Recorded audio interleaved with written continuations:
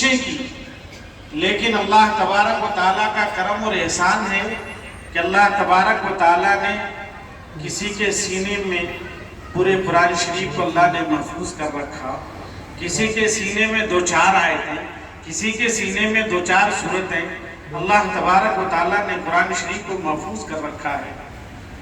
میرے عزیز دوستو، ہم اور آپ بازار جاتے ہیں، کپڑا خریدتے ہیں، کپڑا خریدنے کے بعد ایک تو کرتا پاجامہ سلا لیا جاتا ہے، اگر اس کا ٹکڑا کچھ بچ جائے تو قرآن شریف کا جزدان ہم سلا لیتے ہیں، قرآن شریف کا ڈبہ سلا لیتے ہیں۔ اگر ہمارا کپڑا پھٹ جائے تو اس کپڑے سے جوتا چپل پوچھنے میں ہم استعمال کر لیتے ہیں، لیکن اسی کا ایک ٹکڑا بچا ہوا قرآن شریف کا جو جزدان سلاتے پھٹ جائے تو ہم اس کو محفوظ جگہ پہ حفاظت کے ساتھ رکھ دیتے ہیں، کیونکہ اس کا نسبت، اس کپڑے کا نسبت قرآن شریف کے جڑنے کی وجہ سے جو ہے کپڑا مبارک ہو جاتا ہے۔ میرے عزیز دوستو، اسی لیے آپ کا نسبت قرآن شریف سے جڑا ہے، آپ ہمیشہ کامیاب اور کامرا ہیں۔ آپ کے لیے دنیا میں بھی خوشخبری ہے اور آخرت میں بھی خوشخبری ہے۔ میرے عزیز بچوں، ہم قرآن شریف کو امانت سمجھ کر کے اس کو ہمیشہ پڑھیں۔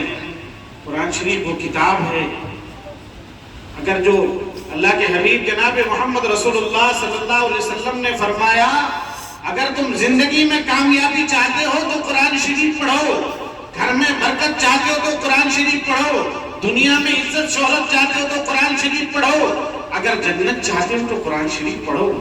پتہ چلا قرآن کے بغیر کوئی چارے کار نہیں ہے۔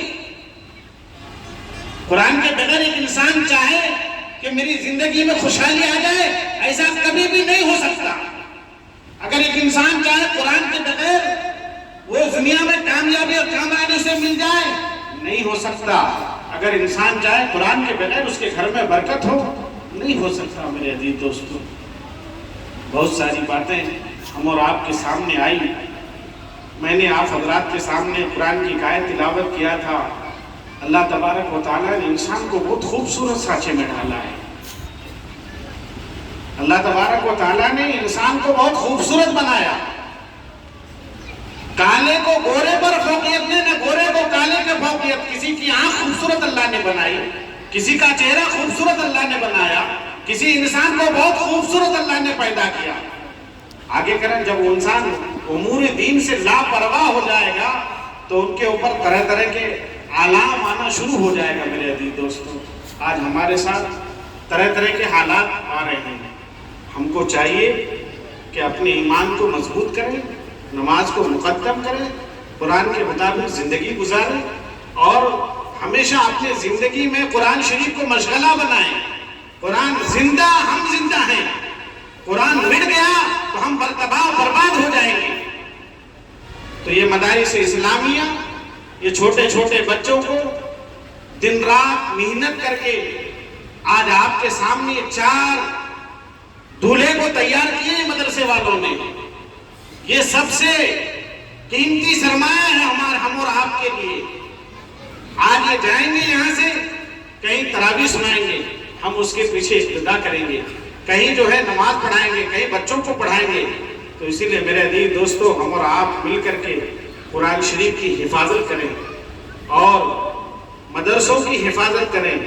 بہت ساری باتیں بچوں کی نصیحت کے تعلق سے اور جو ہے بہت ساری باتیں مدارس اسلامیہ کے تعلق سے، ساری باتیں ہم اور آپ کے سامنے آ چکی ہے۔ میری طبیعت بھی 2-3 دن سے ناساز چل رہی تھی، لیکن مولانا ولی اللہ صاحب کا حکم تھا اور آپ حضرات کی چاہت تھی، بچوں سے ملنے کی ہماری خواہش تھی، جس بنا پر سدھی پیٹ سے آپ کی خدمت میں ہم حاضر ہوئے ہیں۔